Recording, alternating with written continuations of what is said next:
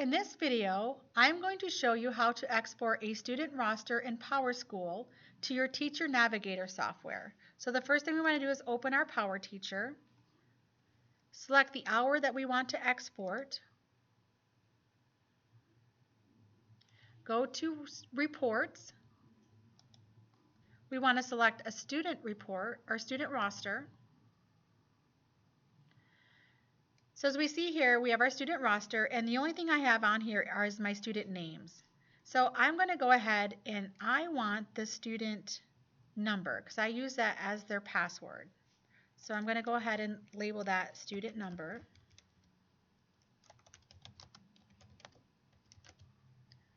So then we're going to go up here and select the format. We want to make sure that it's in the correct format. So we want our output to be an Excel file. So go ahead and select Excel and then run your report. You then want to open your report in Excel. And as you can see, all of our information has been imported into this Excel spreadsheet. So now we want to set this Excel spreadsheet up into a way that our Navigator system will recognize. So the first thing that we need to do is our Navigator software likes to have the names in separate columns. So it wants a column for the first name and last name. So we're going to go ahead and insert a column to the left or to the right of the name. So go ahead and insert a column. So right click and then insert a column. And then we're going to go back and select the column that our student names are in. In order to separate this into two different columns, we're going to go up and select the Data tab. And then we're going to select Text to Columns. From there, we want to make sure that the delimited button is selected. Then click the Next button. We want our student names to be separated by comma. So select comma, and then it gives you a data preview down here, what it's going to look like when it separates them. So that looks fine, so we're going to hit finish. So now my information has been separated. I'm going to go ahead and title these the correct name. So this is the last name. This is the student's first name. So our Navigator system also requires us to have a section name and a course name for each student. So we're going to go ahead and insert two more columns. And we're going to insert those to the left. So we have our course name and we have our section name. So this particular class is statistics. So I'm going to label that statistics as the course name. And this is second hour, so I'm going to label it second hour. So we need to copy these down in every cell next to all the other student names as well. So we're going to go ahead and copy this cell, and then we're going to paste it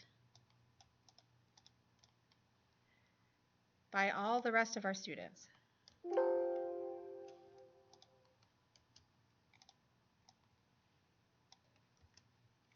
And then we're going to copy the second hour cell and then paste those down. So now that I have all the information the way I want it, I'm going to go ahead and save my file. I want it saved someplace where I can find it easily, so I'm going to save it to my desktop, and I'm going to name it second hour. We want to make sure that we save the type as a CSV file, so go down and find the CSV, comma delimited, select that, and then go ahead and save your worksheet. So now we're going to go into our TI Inspire Teacher software, and we're going to go ahead and add the class. So we want to select the Class tab. As you see here, we see these three little heads with a plus. So that is our Add Class button. So there are two ways that you can add your class. You can add the class manually, so you can enter each student's data by hand one at a time, or you can upload all the student data at one time using a CSV file, and that's what we want to do here. So we're going to select Upload a CSV file, select Next. We're going to browse for our file, so I save mine on my desktop. So I have my second hour, and then I click Next. And now it's going to ask me the mapping field. So it's going to ask me where all this information is. So my class name. So my class name was my course name. I called it the course name. Section name, I actually called it section name. First name is the first name. Last name is last name. And then the username, I want my students to use their student number as their username. I also want them to use their student number as their password. So I'm going to put student number for the last three things. Username, student ID, and username are all their student numbers, their school numbers. So then select next. And all of your students have been added successfully. So now we're ready to begin class. So when our students get in here, we can select begin class, and then our students can now log in using their student name or their student ID for their username and their password.